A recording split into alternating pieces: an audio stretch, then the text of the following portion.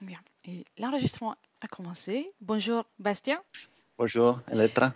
et bienvenue pour faire cette investigation de la Team Griffasi. C'est la numéro 206. Donc dans cette investigation, il y a une partie fixe dans laquelle je pourrais te poser les questions du protocole sans trop approfondir, et puis une partie libre dans laquelle je pourrais poser des questions plus librement. Ok, Et quand tu veux, on y va. c'est parti. Bien. Alors, commence par inspirer et expirer calmement. Et à chaque inspiration, tu te détends et tu expires et tu vides ton esprit. Ressens ton cœur qui bat de plus en plus calmement. Je vais compter des 5 à 1 pour t'accompagner dans le calme.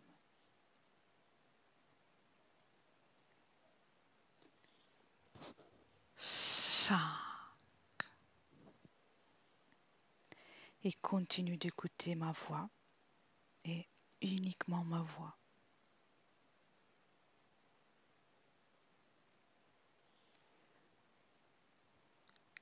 4.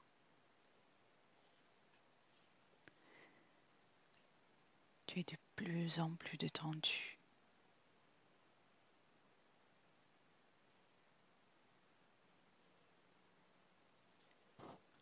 3.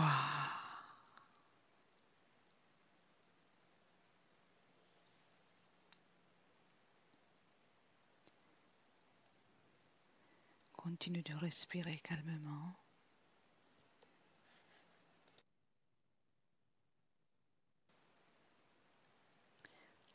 2.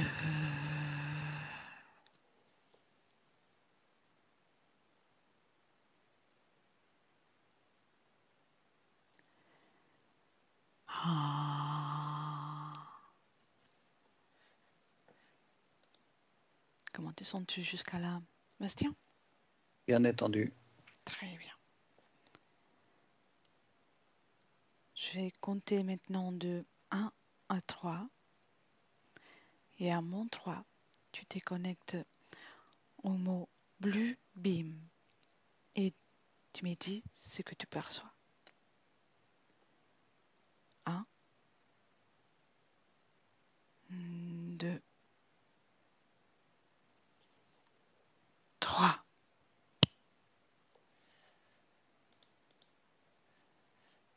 Alors, j'ai une grande lumière bleue, Oui, forcément. très bien.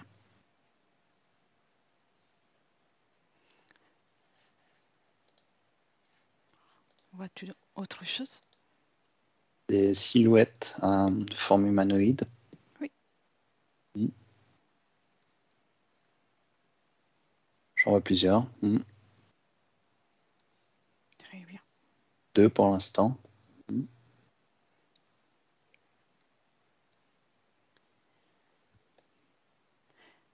Autre chose?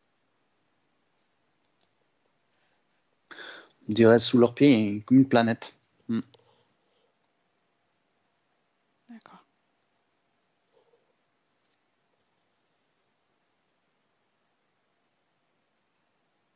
Veux-tu rajouter quelque chose? Oui, je vois des vaisseaux qui arrivent au-dessus de leur tête. Ouais. Voilà. Très bien. Déconnecte de ces images. C'est fait. Et cherche maintenant la partie subliminale de Serge Monast, journaliste, poète et théoricien du complot canadien. Tu l'identifies à travers son ADN éthérique et tu me dis comment tu le vois et comment il va. Alors, je ne connais pas. Il n'y a pas de Là, souci. je vois. Ok. Là, j'imagine l'image que j'ai de quelqu'un de soixantaine, petite moustache blanche. Oui. Comment va-t-il? bien, mais voilà, pas non plus, ouais, mais bien. Voilà. Très bien. Veux-tu rajouter quelque chose concernant ce que tu vois au sujet de Serge Monast? Non. Bien. Est-il d'accord pour communiquer avec nous par télépathie? Tout à fait. Bien. Alors, déjà, tu peux le remercier de notre part pour la permission qu'il nous accorde de la communication. Où se trouve-t-il dans le ici et maintenant et qu'est-ce qu'il est en train de faire? Il survole le Canada. Bien, On dirait qu'il est en train de trafiquer un satellite. d'accord.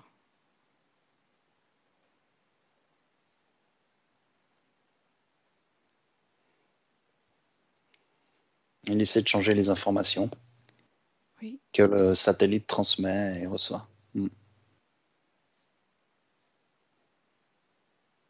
Il essaie de répandre une part de vérité. Voilà.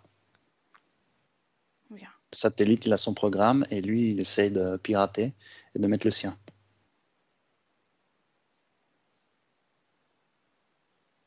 très bien.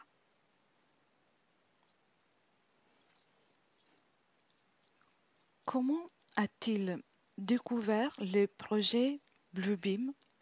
Est-il d'accord pour répondre à cette question? Non, Il n'est pas d'accord? non. D'accord. Bien. Alors, je passe à la question suivante. Avait-il en sa possession des informations sur le projet Bluebeam qu'il n'avait jamais divulgué? Oui, Oui.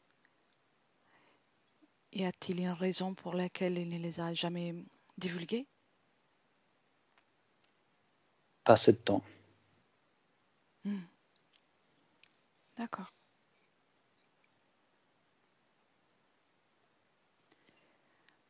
Si, pose-lui la question, si le projet Bluebeam est-il toujours actif aujourd'hui?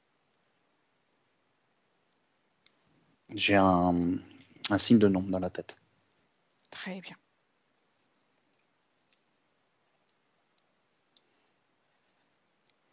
Alors, j'ai terminé les questions de la partie fixe, donc je vais pouvoir te poser des questions plus librement.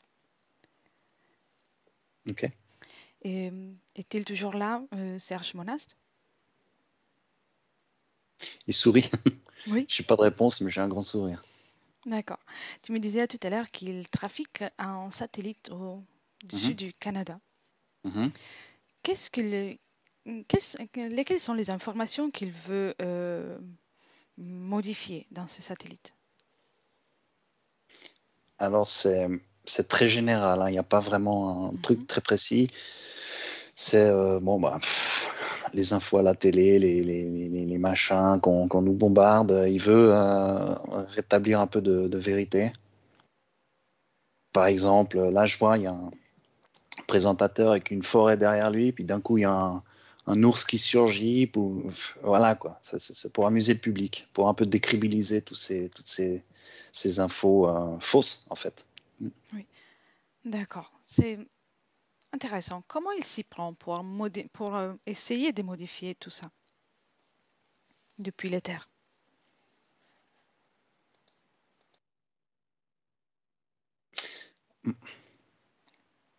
C'est- Tu peux me dire la première chose que tu vois?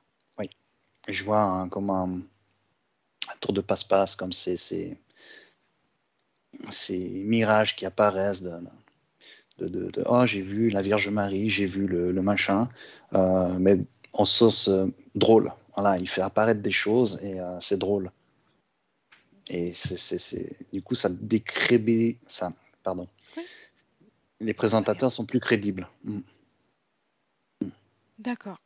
Et a-t-il atterri aussi. Il y a eu des moments dans lesquels il arrive dans son Oui, objectif. oui. Il dit, on peut chercher sur le net, hein, ça se trouve. Je n'ai pas d'exemple précis, mais... Il te dit ça. Très bien. Vu que désormais il n'a plus un corps physique, d'un point de vue énergétique, quelle est la dépense énergétique qu'il a pour réussir à faire cette manipulation, cette intervention? Ok. Il fonctionne chez ceux qui partagent son opinion. D'accord. Il parvient à créer comme un canal, un lien énergétique pour réussir à... Avec c'est pas beaucoup, hein, mais avec la masse qui est quand même conséquente, un petit peu chez chacun, ça fait quand même une source conséquente. Très bien. Très bien. Et demande-lui s'il parvient, au mieux, si ce qu'il parvient à faire maintenant qu'il n'a plus un corps physique le satisfait. Oui, il aimerait faire plus, mais bon, il fait avec les moyens du bord.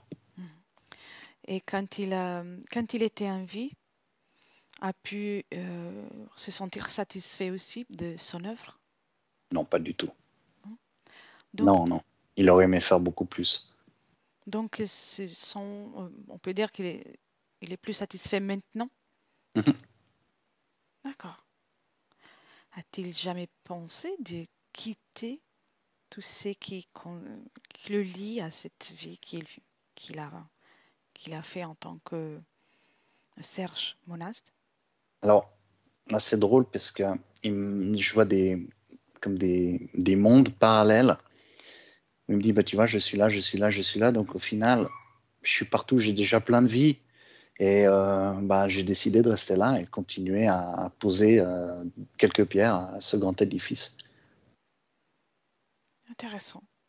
Cela ne porte pas de difficulté aux expériences qu'il vit ailleurs, à tout ce qui est son essence? Non. Apparemment, il est conscient qu'il a déjà d'autres existences ailleurs. Donc, pourquoi en créer une nouvelle si ça me plaît ce que je fais? Là, il me fait un grand signe pour me dire oui, c'est ça, c'est le bon message. Donc, il gère toute cette situation. Ouais. Si tu observes le fonctionnement d'un être humain lambda, on va dire, d'une partie subliminale humaine lambda, ce fonctionnement, et ça peut être, comment dirais convenable pour toutes les parties subliminales ou pas? Alors, j'ai pas vraiment. Qu'est-ce qui doit être convenable? Le fait de rester enfermé dans une vie? Non, oui, je me suis mal exprimée. Une partie subliminale, voilà, générique est-elle à mesure de faire la même chose qu'est en train de faire là Serge Monast, donc de s'investir sur une existence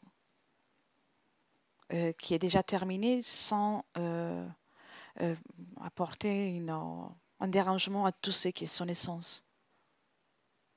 Ça dépend de la conscience subliminale. Il y en a qui n'ont pas le niveau. C'est le message que je reçois. Il y en a qui ne sont pas suffisamment. Je veux parler d'évolution parce que c'est un peu le message que je reçois. Ça dépend. Certaines n'en sont pas capables, d'autres en sont tout à fait en potentiel. Je vois. Et si tu observes d'un point de vue générique la population de la planète, combien de parties subliminales seraient à mesure de faire la même chose qu'il fait là, Serge Monast? Un pourcentage, plus ou moins. Quasiment toutes. En fait, ce que je reçois sur la planète, on est des gros balaises quand même. Enfin, tout le monde ne va pas sur Terre. Donc, il faut déjà avoir certaines clés pour être en mesure d'avoir une partie physique incarnée sur Terre. D'accord. Très bien. Et cette capacité d'intervenir encore d'une façon ou d'une autre dans la matière, dans ce qui est l'énergie de la matière, même sans plus avoir un corps physique, Y a-t-il beaucoup de parties subliminales qui la gardent ou pas? Non, il y en a moins. Mhm. Beaucoup, beaucoup moins. Mhm. Un pourcentage? À peu près 10%. D'accord, très bien. Comment te sens-tu à observer tout ça? Bah, génial, je m'éclate. Mhm. Très bien, très bien. Alors, au départ de la session, déconnecte pour l'instant, pour le moment de ces informations. Ok. Et au départ de la session, tu as vu de la lumière bleue et des silhouettes humanoïdes.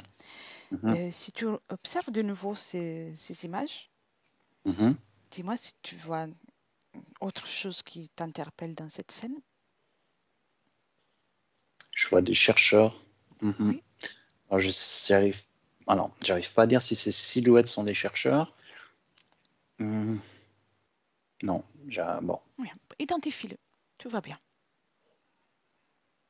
Tu peux capter l'information. C'est cette lumière bleue qui attire les recherches. Voilà. Donc il y a plein de scientifiques qui sont là et qui essaient de comprendre des choses. D'accord.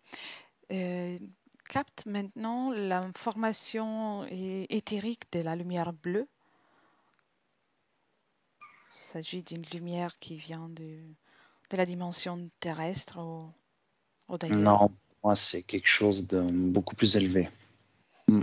Mhm. Quelle est la fréquence que tu captes? Comment tu la déchiffres?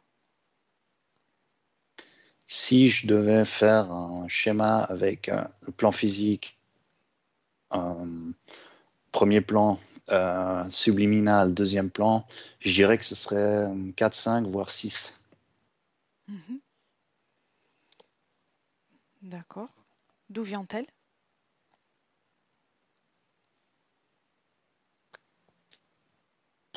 Euh, quelque part en dehors de l'univers. Mhm. D'accord.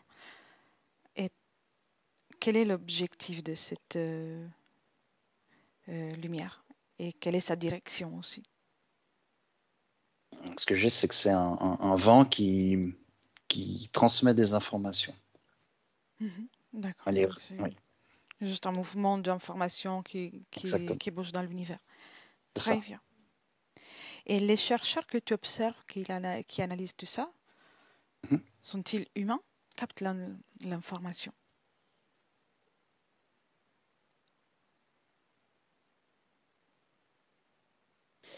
Euh, alors, j'ai pas l'impression. Mhm. Ah, ça aussi, ça interroge les humains, mais là, je vois plutôt du reptilien. D'accord. Mhm.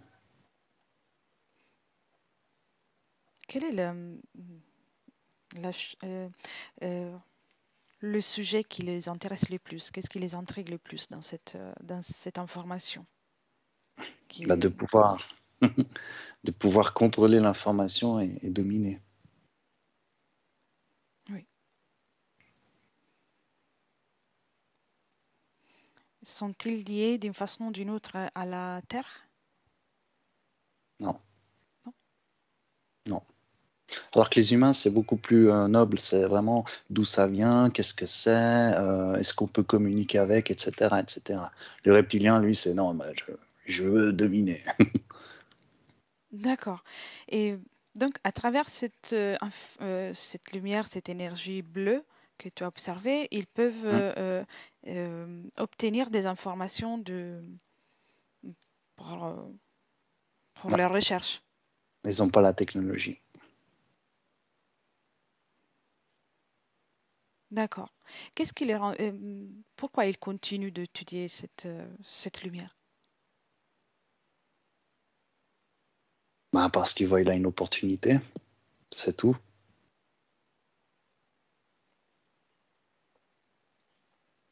Ont-ils obtenu quelque chose depuis qu'ils ont commencé? Bah, là, j'en vois un qui a été piqué un gadget à gauche, l'autre qui a été volé à droite. Mais bon, ça marche pas, c'est pas suffisant. Mais de temps en temps, ils ont des petits larcins comme ça et ils essayent. Oui, je vois. Très bien. Tu peux déconnecter de cette image. Ok. Et je cherche de nouveau Serge Monast, Ok. s'il est toujours d'accord. Mhm. Et demande-lui s'il est bien d'accord de nous dire pourquoi il a appelé le livre, aussi toute sa recherche Bluebeam. Bah, ça fait très vendeur. D'accord. Il y a aussi une part de marketing derrière. Et il ne veut pas nous dire quelque chose de plus par rapport à ses choix? Non, bah, c'est pas non plus un poète, donc bon, l'idée lui semblait bonne. D'accord. Dans le livre qu'il a fait sortir, il a parlé du projet que, selon lui, avait la NASA et d'autres organisations mondiales Mhm. pour faire en sorte que le monde soit plus soumis. Mhm. Qu'est-ce qu'il pense maintenant de ce livre qu'il a fait et des théories qu'il a exposées au monde pendant sa vie? Bah,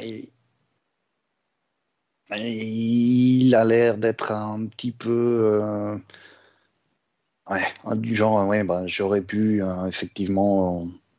Ouais, enfin, la vérité est beaucoup plus énorme en fait. C'est un tout petit bout de de ce qui se passe vraiment derrière les coulisses. C'est juste, il est content, mais il aurait dû explorer encore plus. D'un point de vue fréquentiel, émotionnel, euh, est-il serein par rapport à son travail ou il a de l'amertume ou du regret?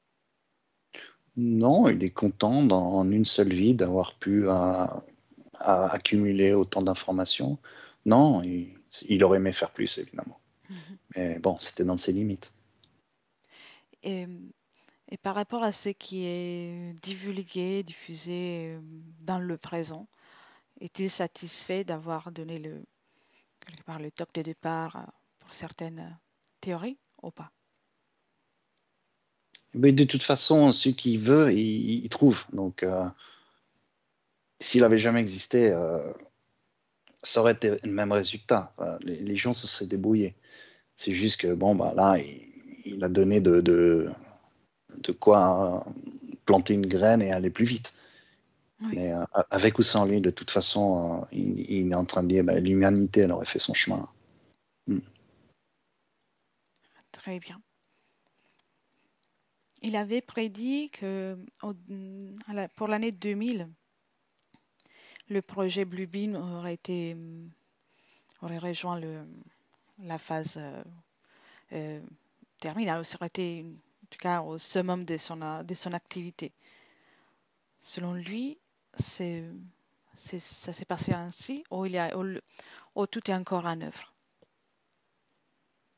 Si Ah, tu veux, je répète la question. je pense avoir compris.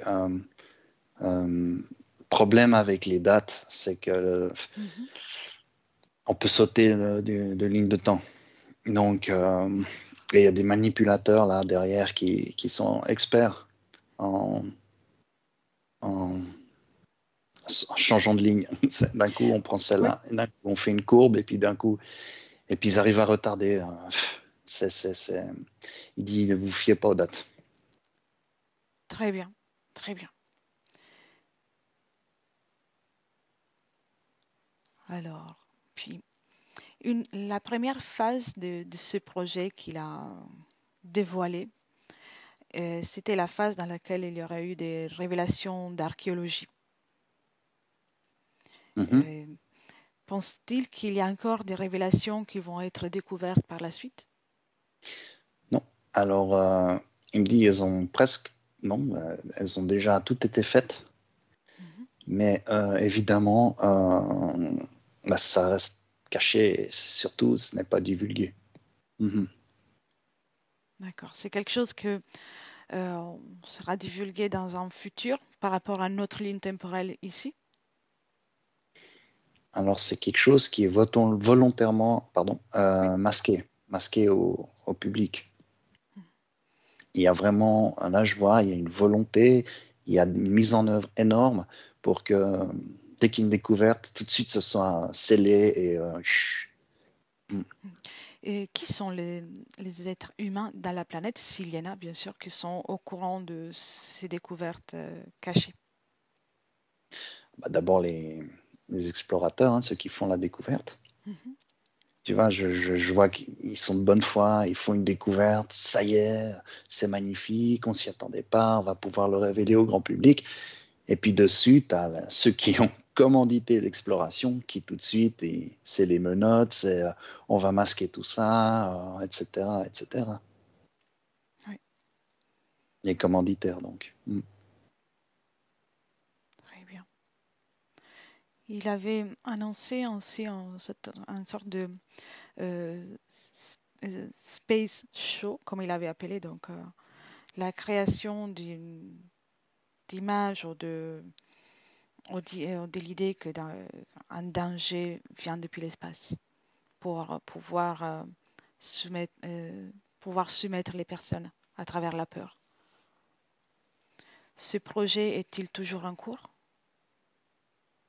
Là, c'est ce qu'on a vu avant avec les reptiliens. Donc il est toujours, Il est on peut en dire, cours, oui. ouais. Oui. Euh, Tant qu'ils n'ont pas volé la bonne technologie, on est hors de danger. Mais il y a un risque. d'accord. Et dans une des étapes, il parlait aussi du fait qu'il y a des technologies à mesure d'interférer par télépathie avec l'esprit humain. Mhm. Observe cette technologie d'un point de vue énergétique, bien sûr. Alors, ce que je vois, c'est des entités. Hein. Ce n'est pas technologique. Je vois des télépathes. Oui, C'est pas humain. Qui sont capables, avec leurs ondes cérébrales, d'interférer nous dans la matière. oui. Donc, ils ont par objectif de intervenir sur les ondes cérébrales des êtres humains, Oui, où, de où ils modifier, peuvent. modifier leurs pensées, modifier leurs émotions pour les influencer dans la direction qu'ils veulent les faire prendre. Qui est à la tête de tout ça? Qui gère ce groupe? Je vais l'appeler un groupe. Ces, ces entités en mesure de faire ça. Tu peux observer sans t'y connecter, sans t'y approcher. C'est comme j'ai dit à chaque fois à Samia, dans ses Mhm. investigations, je vois un gros œil. Mais j'ai jamais réussi à identifier cet œil. Pas de souci. Et cet œil que tu observes, Mhm. c'est, est-il en contact d'une façon ou d'une autre avec euh, des êtres humains incarnés dans le présent ou pas? J'ai pas d'infos là-dessus. D'accord. Euh, Est-il à mesure euh, de modifier le présent sur Terre à sa guise ou pas? Il ne peut pas agir sur la matière. Très bien, très bien. Et à travers cette communication télépathique, peut-il influencer certaines actions qui sont faites par ceux qui sont incarnés? Alors, en manipulant bien les émotions et les pensées, il peut les faire agir d'une certaine façon, oui. Mm. Et com- combien, bien sûr, d'une façon générale, euh, un pourcentage de combien de parties subliminales incarnées sont influençables par cette technologie, pseudo-technologie utilisée par cet être. J'ai un petit 5% qui apparaît. Mhm. Bien. Les autres ne sont pas atteignables? Non, Non? ou pas encore. D'accord. Quelles sont les informations qui sont envoyées par ces êtres télépathes? Alors, ils envoient des pensées, Mhm. ce ne sont pas les nôtres. Mais nous, comme évidemment tout le monde n'est pas éveillé, chacun croit que c'est ses propres pensées. C'est ça leur grande force. Et la fréquence qui est envoyée dans ces pensées,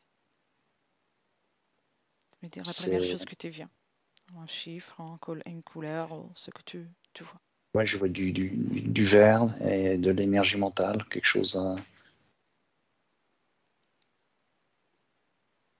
plutôt dans Oui, cet échelon-là. d'accord. Euh, cette couleur verte correspond à une émotion en particulier ou à une pensée en particulier? Une pensée, oui. Oui. Quelle pensée? Contrôle, soumission. Oui,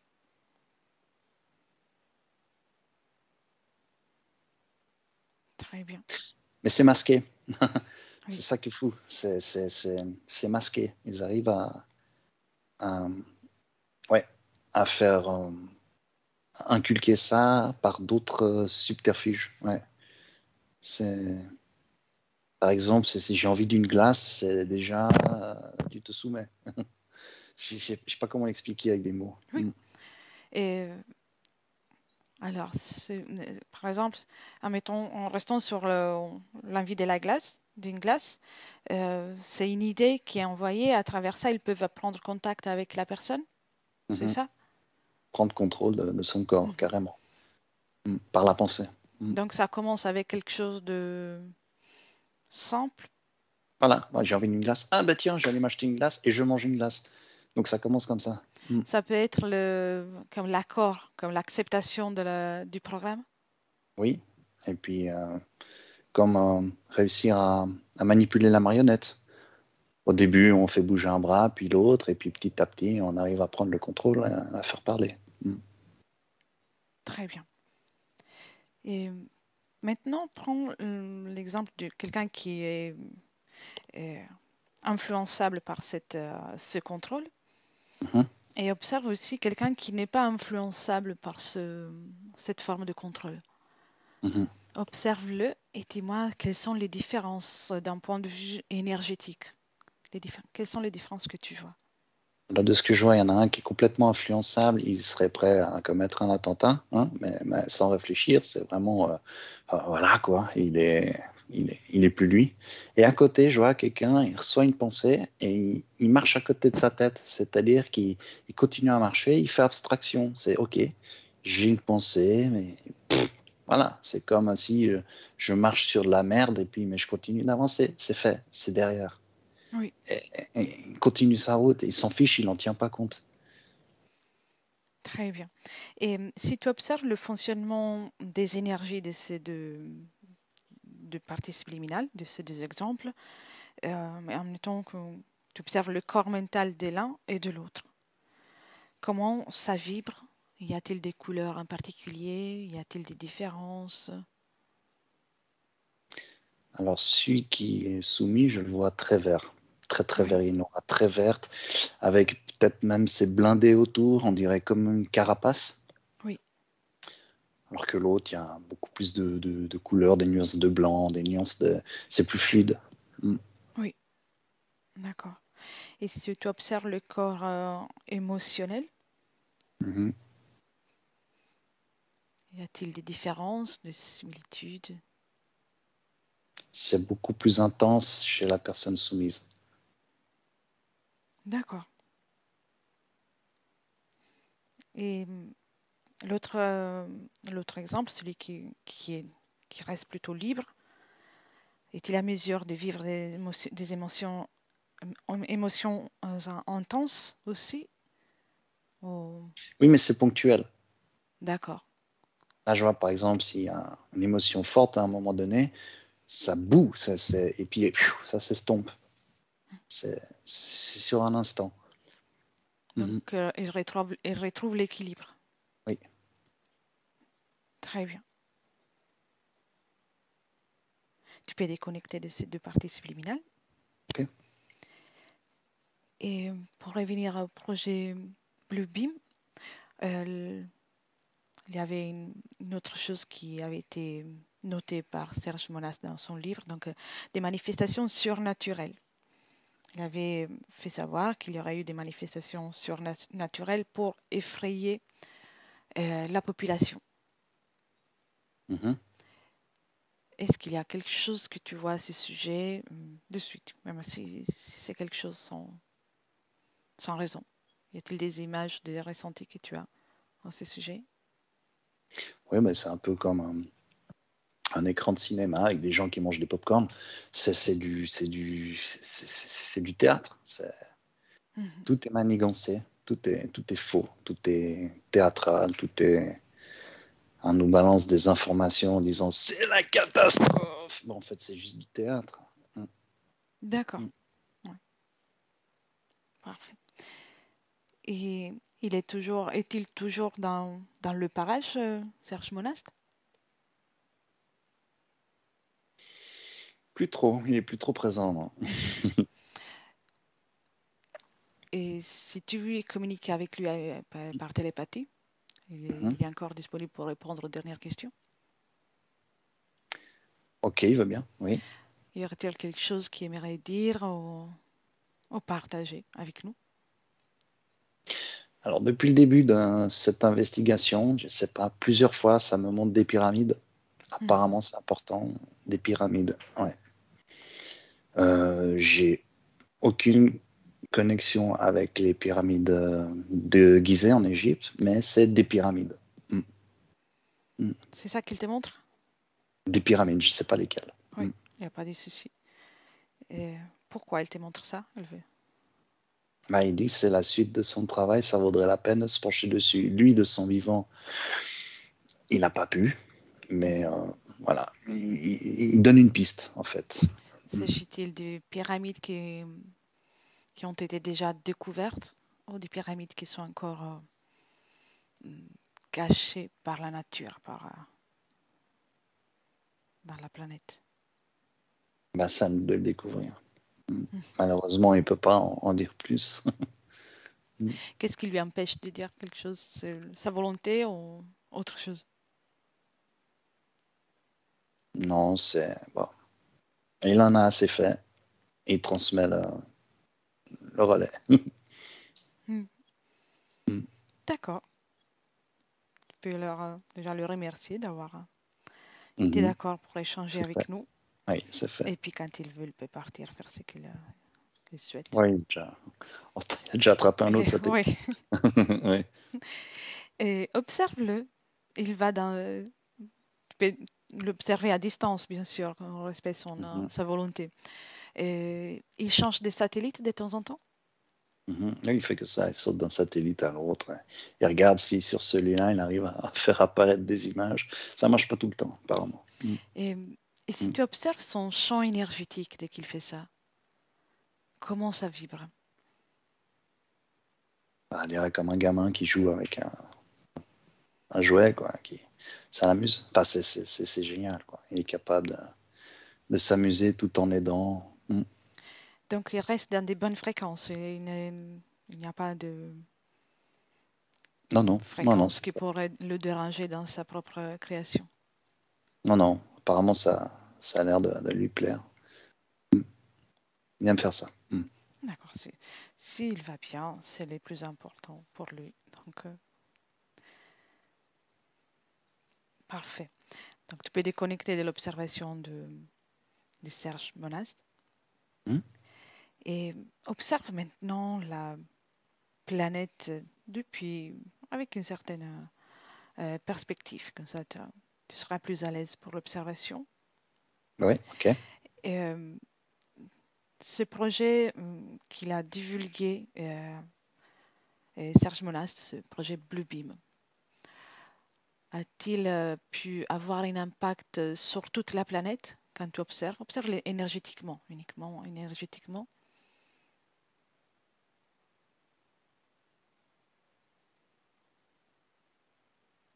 Alors, je vois deux planètes dans Mhm. deux scénarios.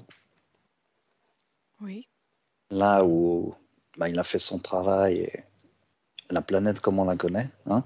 oui, Et puis à côté, je vois quelque chose de terni, de beaucoup plus sombre. Mm. d'accord. S'agit-il de deux espaces-temps différents avec la même euh, La même planète. situation? Oui, Mhm, oui, apparemment c'est ça, oui. d'accord. C'est la planète Terre que tu vois ou ou l'autre planète qu'on a vue tout à l'heure? Non, non, la planète Terre. Mhm, Bien. oui. Et si tu observes dans l'espace-temps dans lequel nous sommes là, dans le présent, comment tu vois l'impact de ce projet? L'impact de la parole de Serge, Oui, oui, je vais réussir, la mise en garde. de la mise en garde de Serge Monas, merci. Bah, je vois une planète bleue, brillante, pleine d'énergie. Alors que dans l'autre, on dirait qu'on a tout aspiré, il n'y a plus que de la poussière. Mhm. D'accord, très bien. Tu peux déconnecter de ça. Mhm. Je ne sais pas si tu vois autre chose au sujet de ce qu'on a vu, Serge Monas et projet Bluebeam. Mm. Autrement, Juste un gros vaisseau qui survole. Ben, il est énorme, hein, mais à distance. Ouais, un bien. gros match, non. C'est tout. J'ai pas d'infos là-dessus. Mm. Il se dirige où? Il est là, en stationnaire. D'accord. Il survole la planète Terre? Voilà, mais de très loin. Il est énorme. Mm. Mm. Bien. C'est tout ce qui me. Voilà. Il, il reste, il stationne là, à ce niveau-là. Est-ce qu'il prend des informations ou il envoie des informations? C'est une base qui sert de relais. C'est juste pour pouvoir atterrir, décoller. C'est comme une planète, mais virtuelle. Oui, très bien. Ça fait longtemps qu'il est là par rapport à notre temporalité? Non, je le vois arriver. J'arrive pas à mettre de date. Mhm. De- Si tu remontes de 10 ans, Il était là. il était là. Mm. Si tu remontes d'un siècle, C'est là qu'il arrive. Mm. d'accord. C'est toujours qu'un seul vaisseau? Pardon? C'est toujours qu'un seul vaisseau? Il est que un? Ou il y en a-t-il d'autres? Il y a d'autres qui se posent dessus et qui repartent. C'est un Mhm. peu comme un. Mm. Je vois. Mm. À qui appartient, à quelle race, quelle espèce appartient À l'intelligence artificielle. Très bien. Mm. Vient dans le présent. Oui, c'est bon. Et l'impact de ce vaisseau, de cette intelligence artificielle, euh, a pu avoir une influence sur la planète Terre dans le Oui, présent. tout à fait. Mais dans un scénario, elle aurait siphonné toute l'énergie de la planète. Mhm. Mais comme on a été suffisamment averti, suffisamment tôt, bah, ça retarde le projet. Très bien. Maintenant, justement, on reste là dans le présent, mais capte l'information générale des plusieurs lignes temporelles, donc des plusieurs possibilités de futur qui peuvent se créer. Y a-t-il un scénario dans lequel tout ça, toute cette influence, cet impact n'existe plus? Non.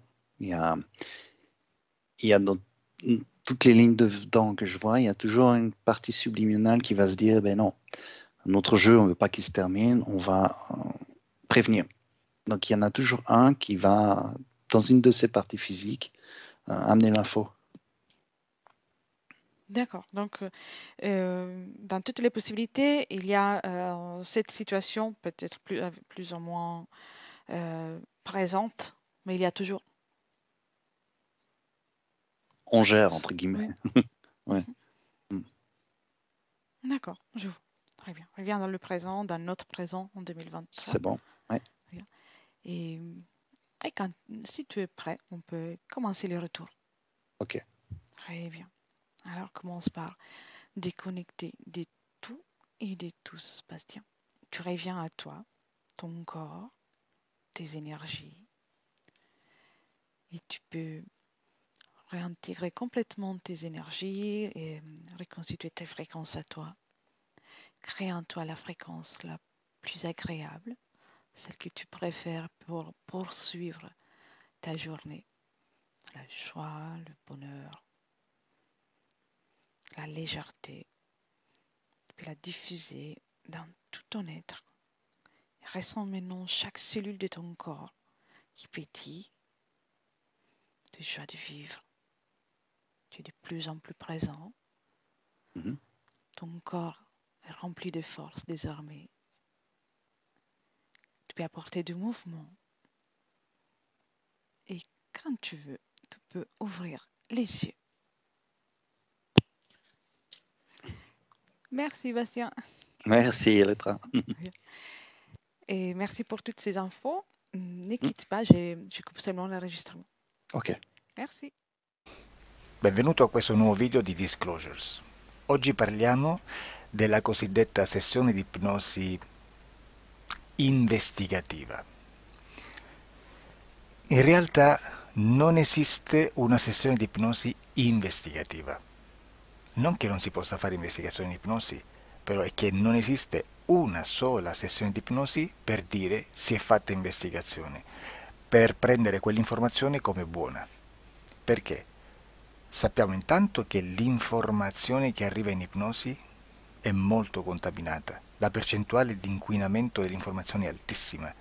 Pensate a questa informazione che viaggia per tantissime dimensioni, attraversa densità, passa per coscienze che volontariamente o involontariamente possono distorcerla e poi arriva infine alla persona che sta in ipnosi, che ha una coscienza, ha una mente, ha un'esperienza e interpreta questa informazione secondo la sua struttura mentale, secondo le sue credenze, che per quanto si possa essere più o meno liberi mentalmente, liberi pensatori, sempre c'è una parte subliminale che interpreta in base all'educazione ricevuta, alla cultura e perché no, anche tutte le esperienze di esistenze passate che ancora lasciano un segno in noi.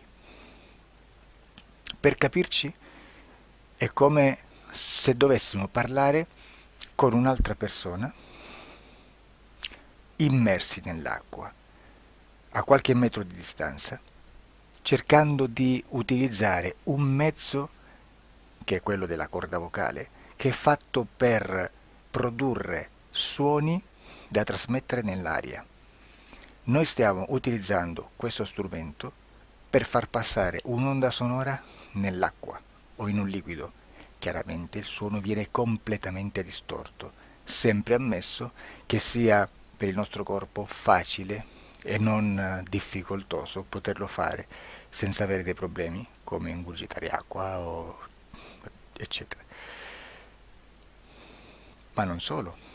Supponiamo che per questo tipo di comunicazione utilizziamo anche due lingue diverse, per esempio un italiano e un russo o un giapponese. Per quanto possiamo anche interpretare il labiale, non possiamo capire quello che ci sta dicendo perché la lingua è diversa. La lingua, diciamo, da dove parte l'informazione a dove arriva è completamente diversa, il codice, il linguaggio è diverso, ma possiamo anche cercare di capirci attraverso i gesti, attraverso le espressioni facciali. Per quanto sia ipoteticamente facile poterlo fare sott'acqua, però non dobbiamo dimenticare che l'acqua non è l'aria e può distorcere l'immagine, ma non solo. Dobbiamo anche pensare che l'altra persona, che parla un'altra lingua, che viene da un'altra cultura, potrebbe interpretare i segnali che noi interpretiamo come X in Y. Per noi un sì è abbassare la testa dall'alto verso il basso, per esempio, sì, e il no da sinistra verso destra, no. In alcuni paesi orientali, come le Filippine credo o qualcun altro, utilizzano esattamente gli stessi segni, ma al contrario. No, sì. Immaginate due persone di queste due culture che stanno cercando di comunicare in maniera così difficoltosa e alla fine non gli rimane altro che interpretare il linguaggio corporale. Sì, che per l'altro invece no. Cosa voglio dire con questo esempio estremo? Che l'informazione da dove parte a dove arriva viene completamente deformata. Non sappiamo esattamente quale percentuale perché ogni situazione è a sé stante, però la percentuale di inquinamento, di distorsione, di contaminazione di questa informazione è assolutamente alto. Quindi fare una sessione investigativa, mettere una persona in ipnosi e chiedere di Tizio Caio Sempronio di una situazione o chiedere certi dati è assolutamente controproducente, è assolutamente inutile. Quindi vi chiederete cosa fate allora voi quando fate ipnosi, quando fate delle domande, quando cercate delle risposte e con queste informazioni che vi arrivano lavorate sulla situazione esoterica del cliente. Beh, non facciamo altro che recuperare questa informazione solamente per arrivare al problema del cliente e poi lavorarci. Quindi il valore dell'informazione non è quello di un'istruzione, quello di memorizzare dei dati e di prenderli per buoni, ma è un veicolo di movimento, di trasporto verso la causa del problema per poi lavorarci. Quindi lo scopo di questo tipo di informazione che si prende dalla singola sessione è completamente un altro. Come si fa quindi? Investigazione in ipnosi. Il lavoro non è semplice, il lavoro è lungo, difficoltoso, stancante. È necessario farlo anche in squadra perché bisogna moltiplicare il numero di sessioni da fare e una sola persona potrebbe farlo soltanto in un tempo estremamente largo. Noi abbiamo delle informazioni che prendiamo ormai per buone, ci lavoriamo, danno dei risultati e quindi per noi sono buone. E come abbiamo fatto ad avere queste informazioni? Per esempio, come facciamo a sapere che un extraterrestre chiamato il cosiddetto grigio è più o meno alto X, poi ci sono magari quelli anche un po' più alti, ma hanno un corpo strano, hanno una pelle grigio-verde, hanno degli occhi grandi a mandorla neri, senza una pupilla visibile, non hanno quasi bocca né naso né orecchie, hanno soltanto delle fessure, non hanno organi genitali, hanno degli arti molto più lunghi rispetto alla proporzione che potrebbe avere il corpo umano e di solito hanno meno dita delle 5 del corpo umano, eccetera, eccetera, eccetera. O se prendiamo un altro tipo di essere che possiamo incontrare in ipnosi, come facciamo a dire che hanno delle somiglianze con i rettili, gli animali rettili terrestri o gli invertebrati, gli insetti terrestri? Perché? Perché siamo sicuri di questa informazione e ci lavoriamo e quando ci arriva la prendiamo già per buona, nonostante sia anch'essa contaminata. Perché queste informazioni sono arrivate da tantissime sessioni, fatte da tantissime persone, con tantissime altre persone sotto ipnosi e che nel contesto di tutto il lavoro gli uni non sapevano degli altri. Questo dato può essere più o meno rilevante, sempre c'è contaminazione e quindi possiamo prendere per buono anche un gruppo di lavoro dove l'uno possa sapere dell'altro. Ci potrebbe essere una contaminazione del contesto di quel gruppo di lavoro, ma si aggiunge semplicemente una piccola percentuale di questa contaminazione a già la grande che esiste. Non è così impossibile lavorarci. Da tutte queste sessioni, da questo grande numero di sessioni, migliaia, diciamo migliaia, noi prendiamo solamente quell'informazione che è uguale a tutte, che è in comune a tutte, o a quasi, perché magari qualcuna ci potrebbe essere niente in comune per una fortissima contaminazione, perché no? Ma dobbiamo prendere una stragrande maggioranza, proporzionalmente abnorme rispetto a quello che potrebbe essere un minimo di scartabile,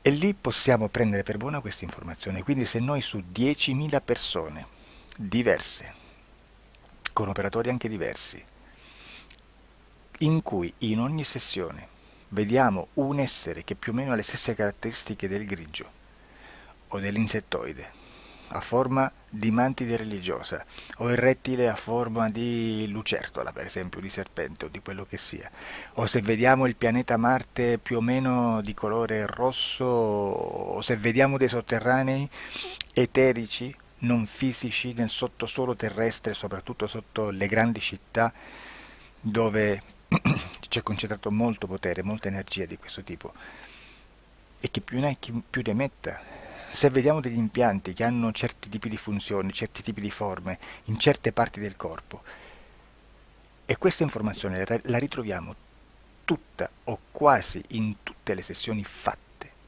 eseguite, realizzate da tanti anni a questa parte, significa che quella è una informazione affidabile. E vi posso garantire che stiamo parlando di una percentuale bassissima. Su un 100% staremo, credo, forse più in basso di un 2-3%. Immaginate, tutto il resto è spazzatura, è informazione spazzatura. Sì, spazzatura.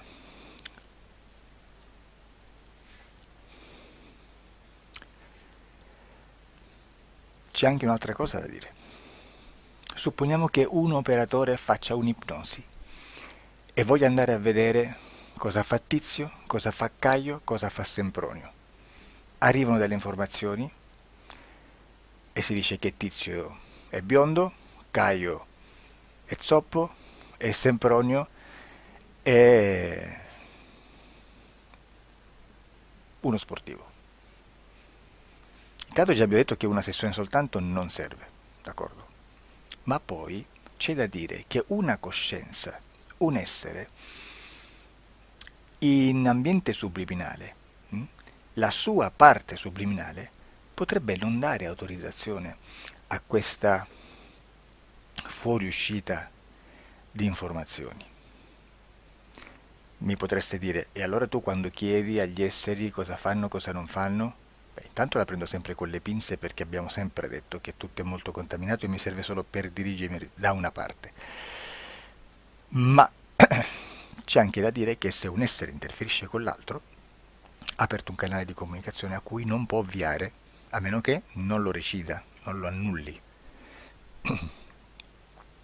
Quindi quando io faccio la domanda a un essere, se lo faccio attraverso l'interferito, mi arriva l'informazione per un canale aperto che sottostà alla volontà dell'interferito. Sulla volontà dell'interferito parleremo in un prossimo video disclosures. Però, se io voglio fare un'investigazione sopra Tizio, Caio e Sempronio, che non hanno nessun collegamento, nessuna interazione e nessuna interferenza con il soggetto con cui io sto realizzando l'ipnosi, non è detto che mi arrivi questa informazione. Assolutamente. Potrebbe esserci completamente un muro. Come potrebbe esserci informazioni, perché quell'altra parte potrebbe autorizzare comunque. Ma non è detto.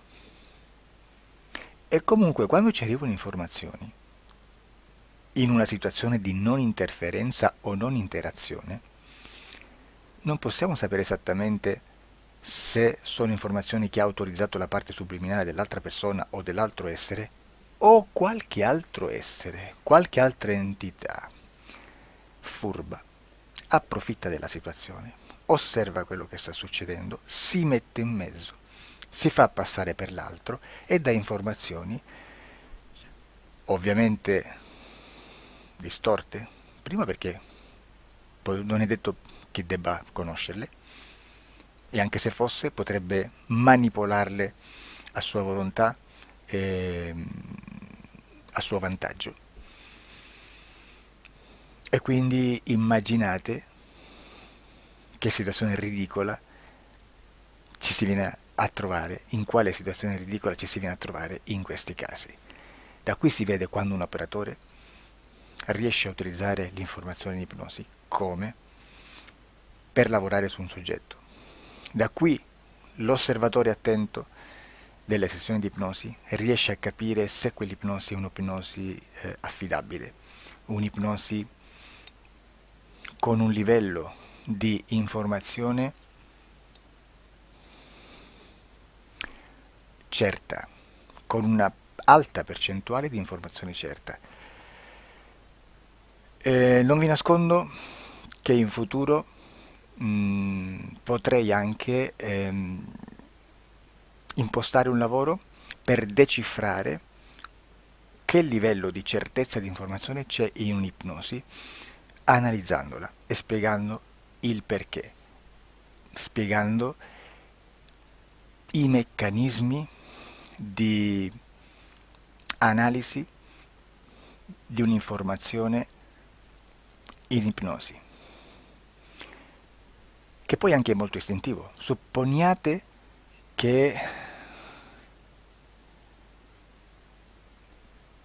che dobbiamo cercare un'informazione su internet, per esempio un fatto di cronaca. Voi preferite mettervi su un sito ufficiale? A caso. L'ANSA in Italia,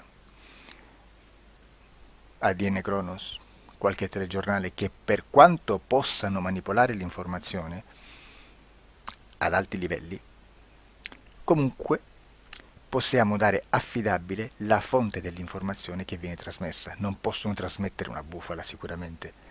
Verrà sicuramente manipolata ad altri livelli.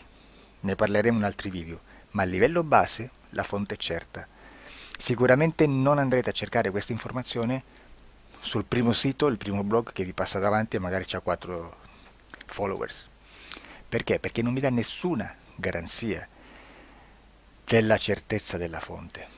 Non c'è un controllo né nella struttura interna di questa agenzia di informazione e né dal grande pubblico, che per la quantità di persone che attingono quell'informazione si può dedurre se l'informazione è certa o meno, perché è un'informazione che passa in un pubblico così vasto che se ci dovesse essere una distorsione con la realtà è molto probabile che venga fuori.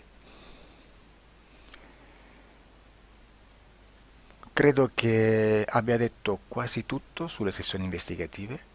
Prima di chiudere aggiungo che proprio per questo stiamo conducendo dei cicli di investigazione in ipnosi regressiva che comprendono tante sessioni con persone diverse, con una buona o eccellente suscettibilità ipnotica sicuramente,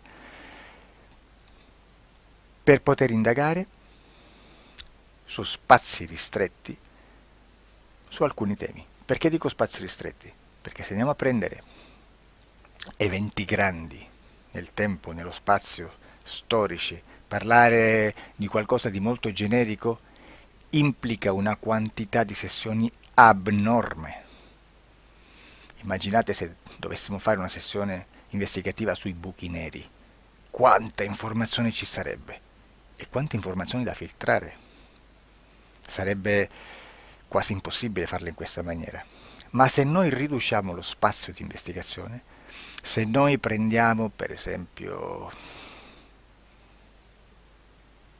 investighiamo sulla pedofilia nella Chiesa Cattolica, ecco, se già restringiamo il campo d'azione è molto più facile che possiamo attingere informazioni affidabili, presuntamente affidabili, con un numero di sessioni sicuramente alte, ma ridotte rispetto ad altri tipi di sessioni molto più generiche, su temi molto più generici. Quindi per fare anche delle investigazioni su temi molto generici, bisogna suddividerli in temi, in dettagli, per poi alla fine, quando tutta l'informazione è stata filtrata ed è stata dedotta l'informazione comune, si possono mettere insieme per cominciare a costruire il quadro, mettere insieme tutti i puzzles.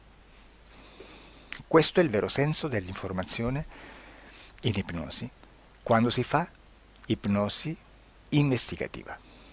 La sessione per risolvere una problematica, un problema, con